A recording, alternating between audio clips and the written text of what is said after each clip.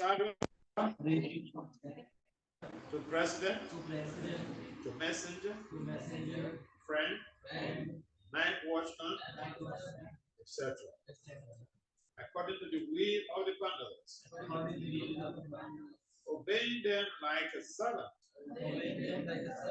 and offering obeisances like one younger in years. When he heard this, out of Parikshit, the people went with devotion, go to speak of the Lord. Strange, right? Lord Krishna accepts the position of the king and servant to his devotion. Security guard. Not only security guard, night security guard. Security guard is fine. But when it comes to night, it impacts on your mental health. Krishna did that. But Lord Krishna is everything to the unalloyed devotees like the Pandavas. The Lord was for them the supreme Lord, the spiritual master, the worshipful deity, the guide, the chariot driver, the friend, the servant, the messenger, and everything that they could conceive of. And thus the Lord also reciprocated the feelings of the Pandavas. Maharaja Parikshit, as a pure devotee of the Lord, could appreciate the Lord's transcendental reciprocation of the feelings of his devotees. And thus himself also was overwhelmed with the dealings of the Lord.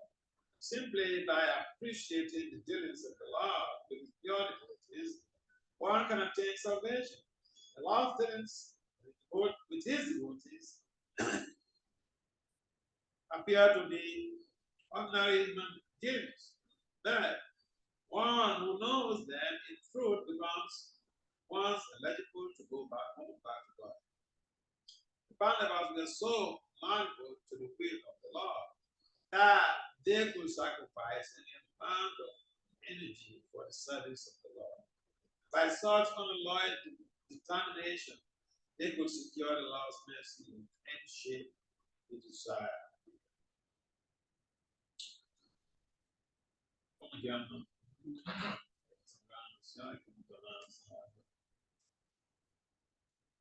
Just mind so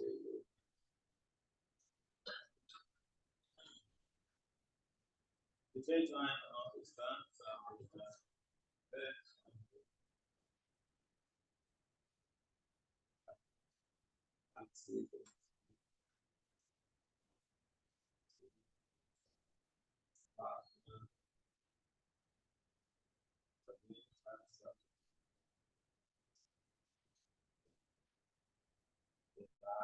Krishna, Maharaja,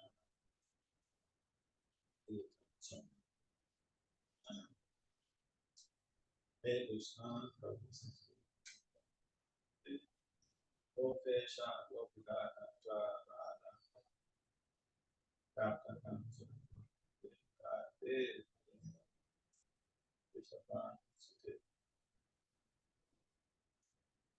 one day Sri Krishna.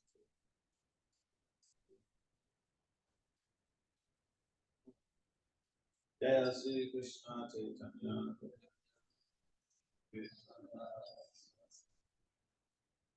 Hare Krishna, Krishna Krishna, Hare Hare, Nam Krishna Krishna the Bhakti Vasudeva Swami. Nam Krishna Vasudeva. Name is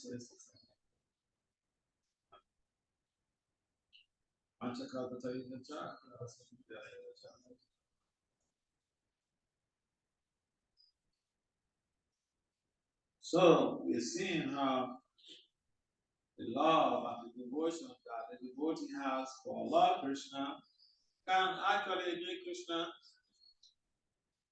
to do anything for them.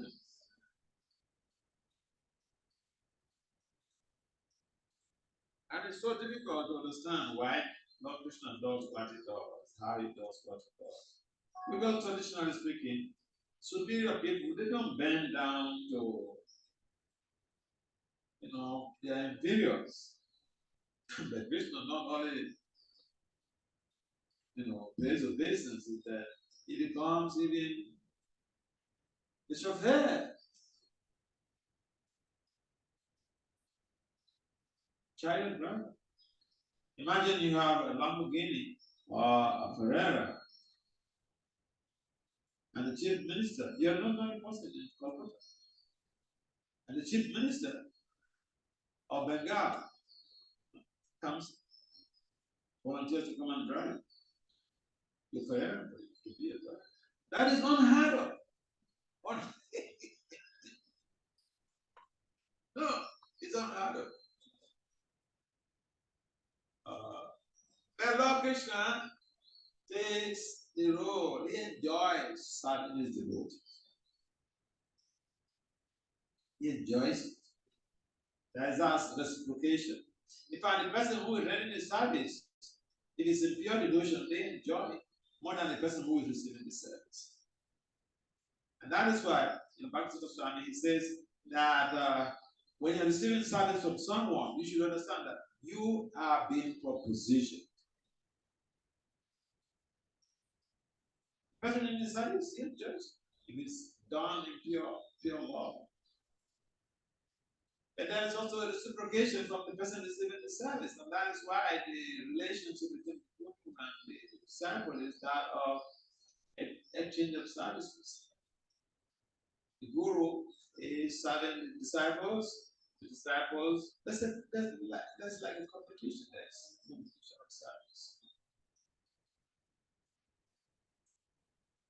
And so here, it's just so clear. There's no question of Krishna trying to exercise control. Huh? But you know what? There's this pastime between Krishna and the gopis, and this is in the Mukta Charisa. There was this period pastime, and then after one episode, there was this act of Krishna. The gopis were saying that Vrindavan, Radha is the queen of Vrindavan. Vrindavan belongs to Radha. And Krishna said that Krishna and his private boyfriend, they said, oh, Krishna is the king of Vrindavan. He owns Vrindavan. And as he was making this argument with the gopis were arguing on behalf of Radha. And the Gopas were also arguing on behalf of Krishna. But then Krishna was there also making the claim that he is the king of Vrindavan. And Radha out from the blue where she was hiding. She said, Tista, stop, shut up there.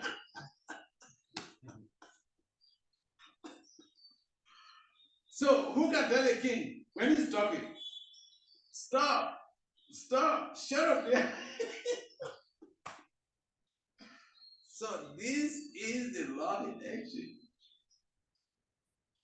In devotional service, this is why it's a chintya. It's inconsiderate. Because when we have to evaluate and relate, use our material brains to relate to the pastimes of the Lord, we can't really get anything out of it. Because the same solution is contrary. It's the opposite. So here, the Pandavas were having this type of reciprocation with the Lord. And Lord Krishna, during their the preliminary stage of the argument between the Pandavas and the Kurus, Lord Krishna was literally the messenger. He goes back and forth. He goes to the Kuravas and tell them, we should be like this, and whatever they say, he brings it back to the Pandavas. He was the messenger. Let him go do like this. Let him, happily he goes. When there is love, people want to serve. And because Krishna knew the Pandavas, Yeah, he's great devotee. They love him so dearly. He knew the Pandavas were so malleable. Malleable means, you have, lead. Lead. Lead is very malleable.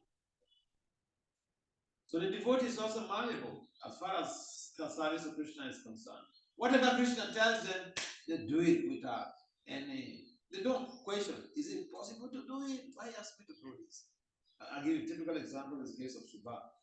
One time, the Kaya boys and Krishna, they were in groups, and all of a sudden, from nowhere, Krishna generated this idea. He told Subha, hey Subha, go and bring it around here, right now. I mean, it's like asking a chicken to pass through without water, without urine. Chicken, they pass through and urine together. If you're asking the chicken to pass through without urine, that is impractical. So asking Krishna, asking Subha to go and bring Radha, understanding the circumstances in Radha's situation is like asking the chicken to pass through without urine. None of us impractical. But Subha did not look back to say, hey Krishna, come on. You know this is not practical now. Why are you teasing me? This is not, it's not doable. But then no, he did not have any reservation. This is the malleability of the devotee. To do whatever the Lord asks them. Even if someone tells them, don't do it, don't try it, it's not possible, they'll go ahead and do it. This is the malleability of the devotee. And because they bend to Krishna's wishes. And you see, when we try to do Krishna's service, there are a lot of implications for that. First of all, we get the empowerment to also do the service, because every instruction is encapsulated with corresponding empowerment. Now, without this understanding, then one thinks that I don't have the strength to do it, but it's not our strength. But Krishna mentions in the Gita, He is the strength in us. What are text in Bhagavad Gita? The Pandits. 10.26. Huh? I think it's 10.26. Don't say you think. Come on. Be sure. 10.26.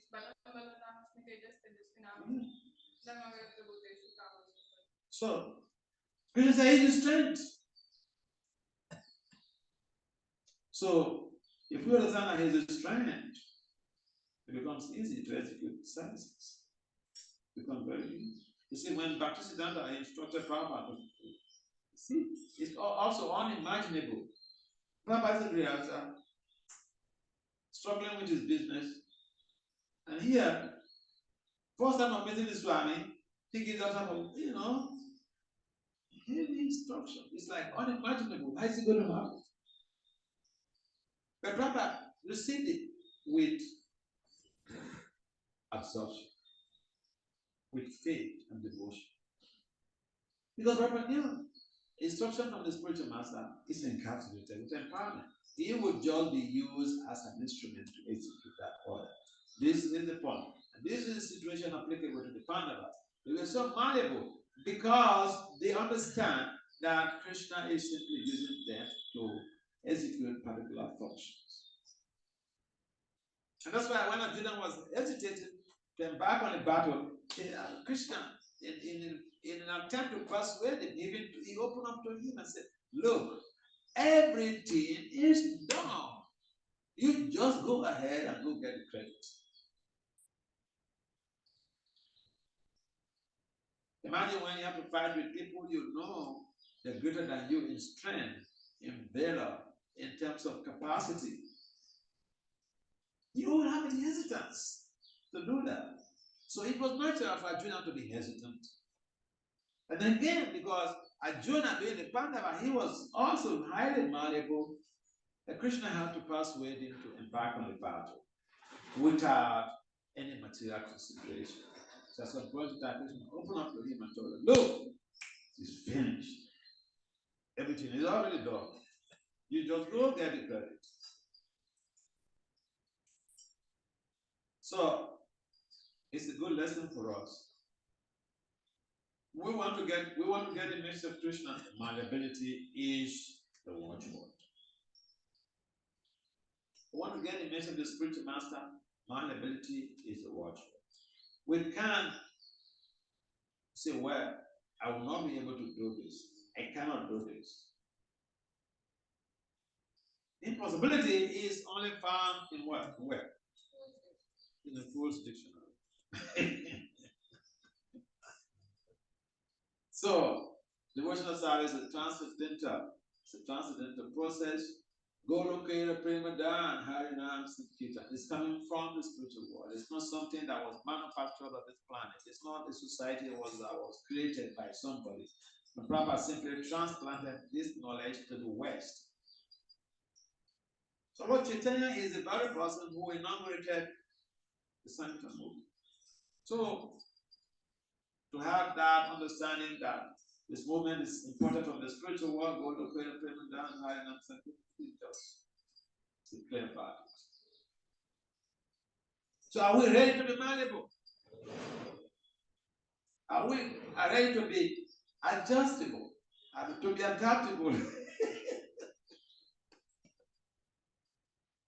Yeah, so we want to get Krishna, we have to make ourselves valuable. And there are so many things. Krishna can choose anybody. You may think, oh, well, I'm the temple president, I am the regional director, I am the GBC. See, one boy, Lord Chaitanya came to him in a dream that someone had put him in the bushes just during the paragraph. This one is not 500 years ago, just yesterday, so to say. In Bengal, here.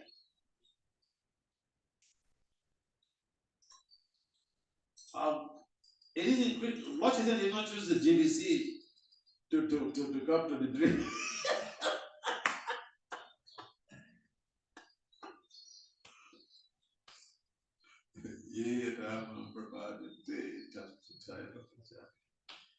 Krishna wants devotion, is not about a position. You could have chosen one of the GBCs or the chairman of the GBC to reveal to him that, look, I was hidden in the bush here. Please arrange. Hey, chairman of GBC, please arrange to come pick me up. No, he didn't do that. He didn't do that. A devotee that nobody even knew her. Nobody knew him in this world. Doesn't make sense to us. Our malleability is the determining factor for Krishna to reveal himself to us. Krishna is looking at our heart. He's not looking at about, how great we are, myself this week. So, the Pandavas, they bought Krishna over with what? How many rupees they bought Krishna with? Huh? Yes, Pandavas, what did they use in buying Krishna over? They made Krishna their property. Yes. What did they use? What was the money they used? Dollars? Euro? What is it? Devotion, yeah, love. When you love somebody, they want to do anything and everything for you without asking anything. No.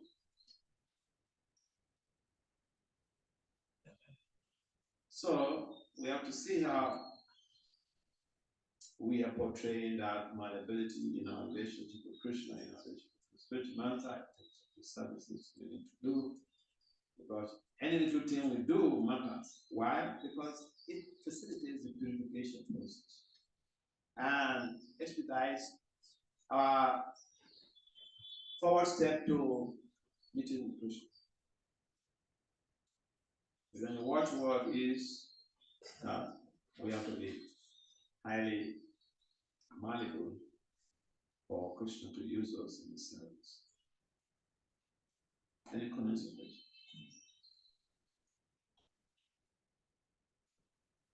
Any comments or questions? Do we have anything tomorrow? Anything else today, tomorrow? today I have a presentation at Oxford online. I have to check the itinerary. I have a conference presentation.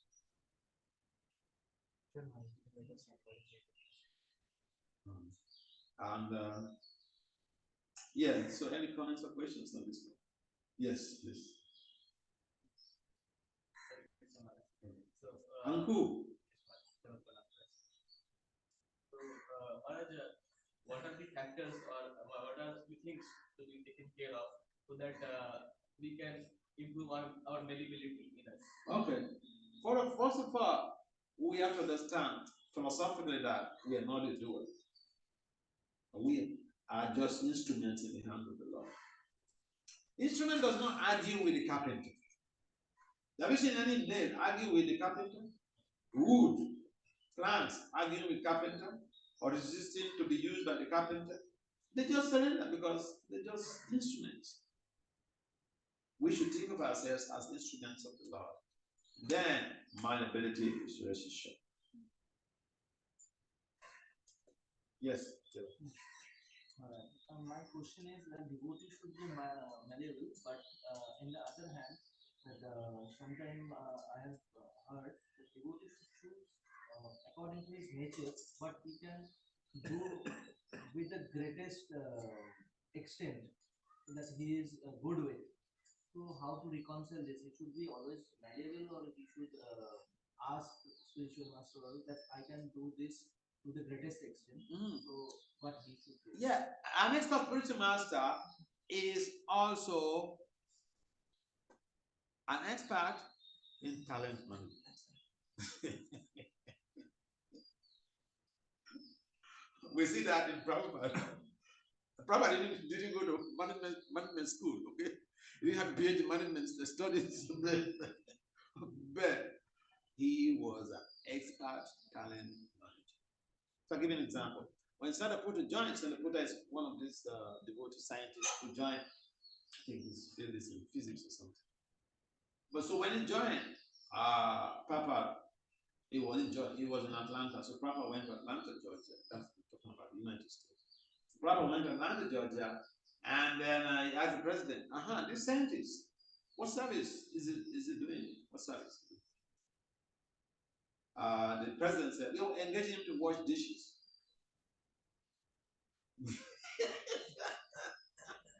So Prabhupada put it and he said, all that you know is to engage people to wash dishes. This is a scientist. Send him to Bhakti Vasudeva Swami Maharaja. Engaging people based on their potentials, based on their skills, based on their talents. So, at some point in time, initially we do all of the services, but at some point in time, one is able to focus on their specialty, where they have a soft spot for, where they are most productive, where they do the service with joy. I mean, I remember in my case, at some point in time, even the GVC warned me, see, you're going to America, but don't get involved in any management. You go ahead, do your academic preaching. That's what your guru wants you to do. They will offer a management position, don't take. Yeah. Yeah, so, in the beginning, we can do everything and anything.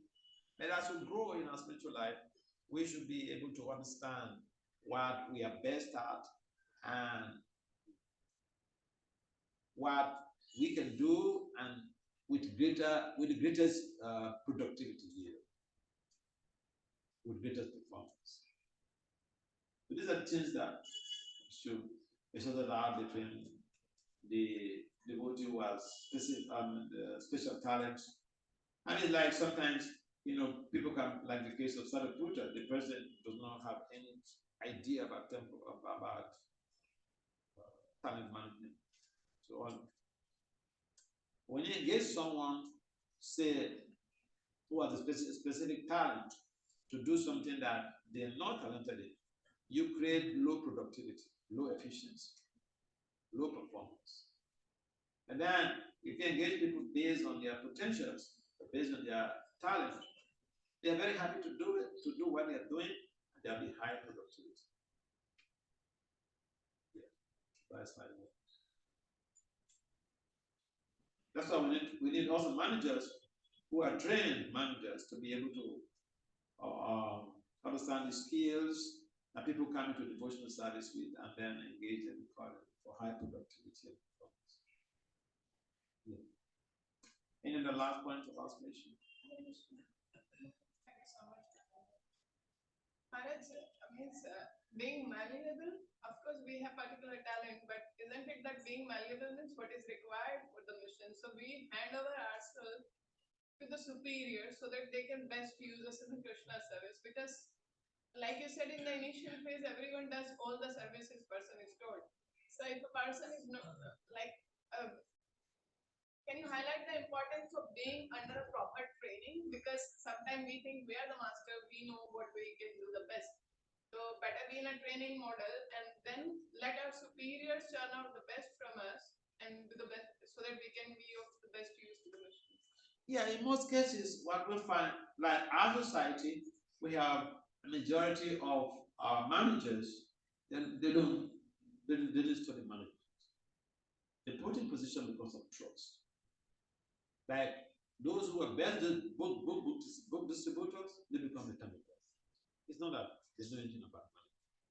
So idea of managing people based on their talent acquisition and all this thing, don't know really. So especially in the earlier days, and still that issue is still out of this. I remember, I'll give you a typical example of my case. So my Guru Maharaja gave me an instruction to go and preach to professors. And then at that time I was temple president. And I did not really like temple presidency, as a matter of fact, because it just makes you to be a bad guy.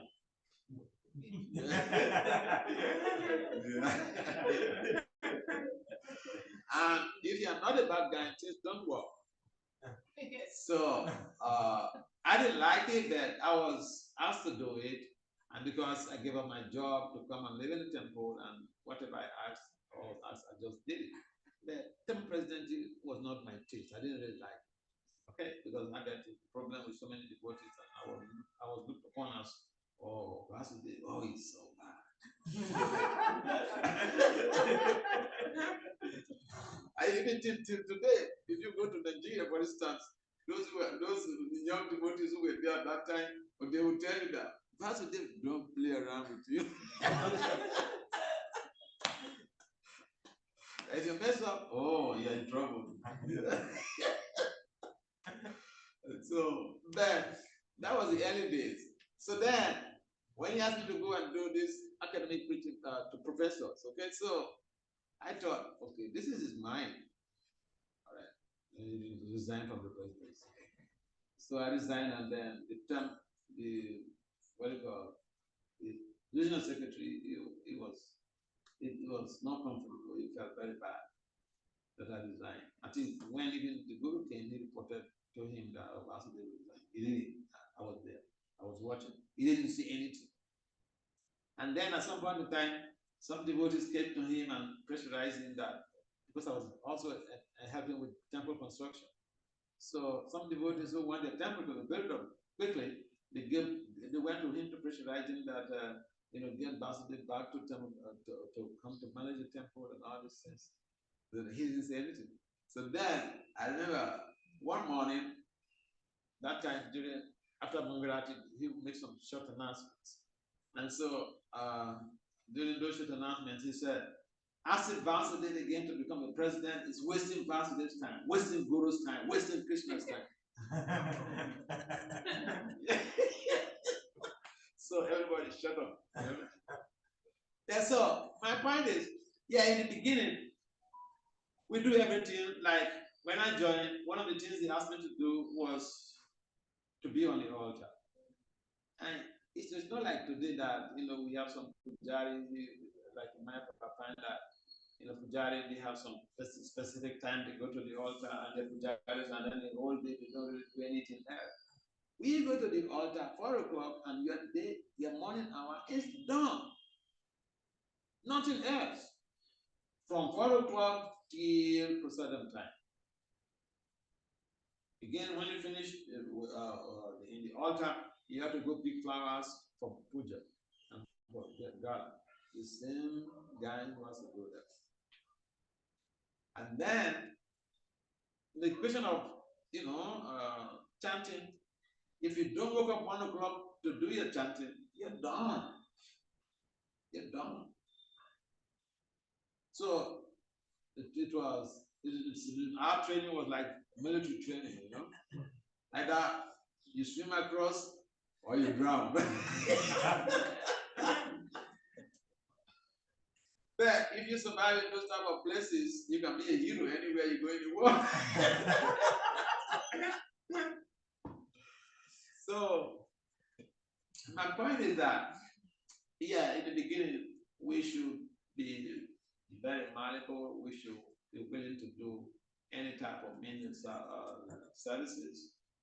And I think in our movement also we need to, in the management, the managers, they need to be trained in terms of human relations, talent management, talent acquisition for the devotees. There's so many things. See, I studied management to the PhD level and I see so many lacks in our movement.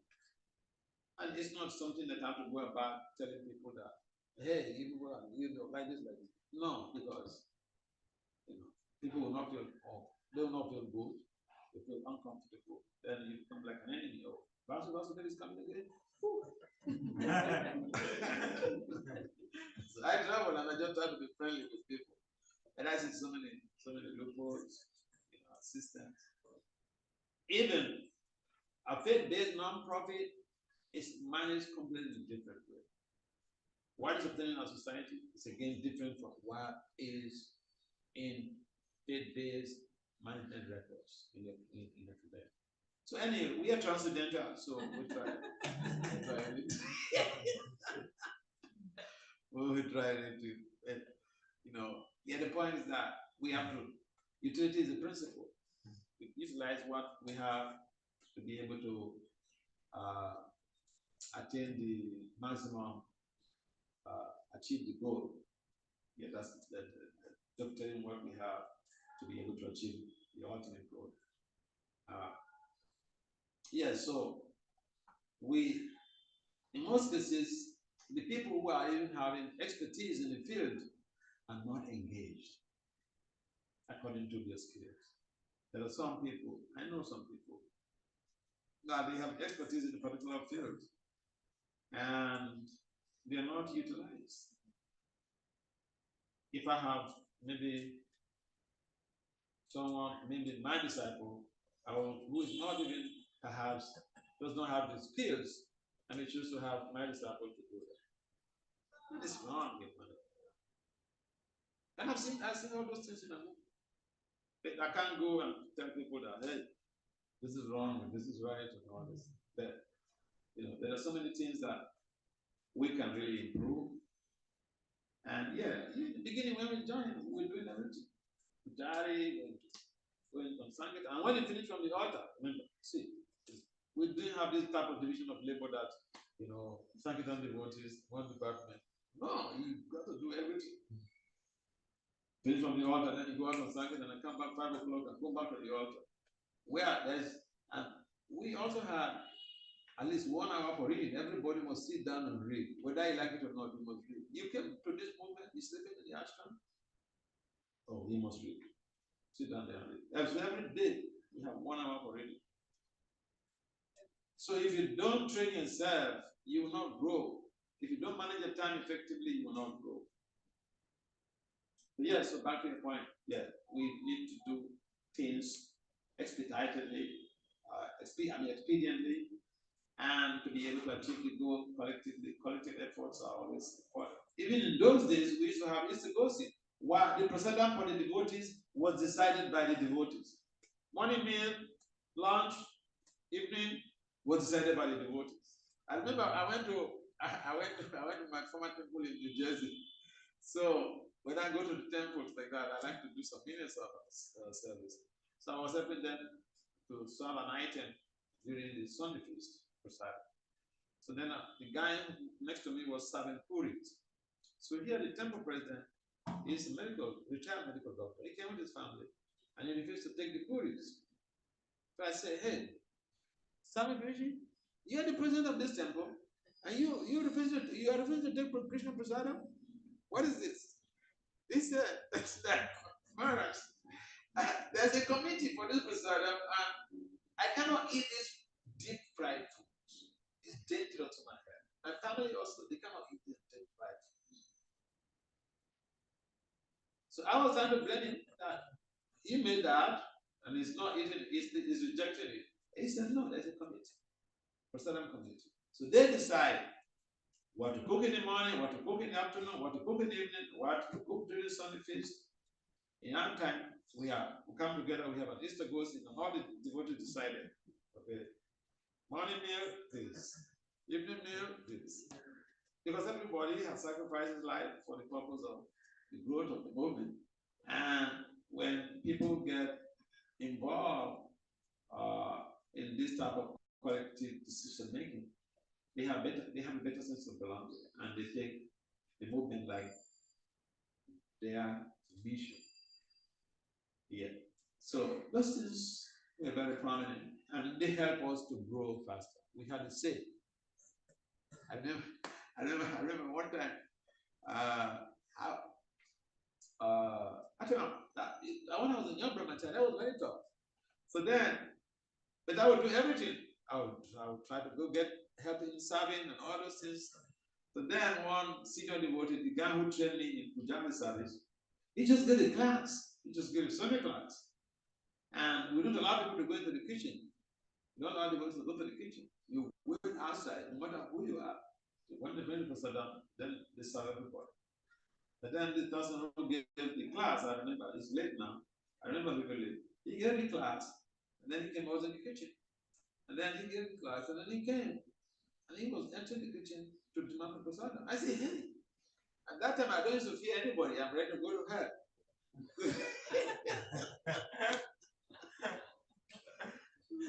I said, hey, you just give a class. You should set an example for others. I didn't know when I swear. Sometimes I don't know when I say my stuff, you know. I just, and so yeah, people didn't like me, you know, to tell that. So I said, oh, it's too rough. Yeah. All right. Srila Prabhupada, Srimad Bhagavatam,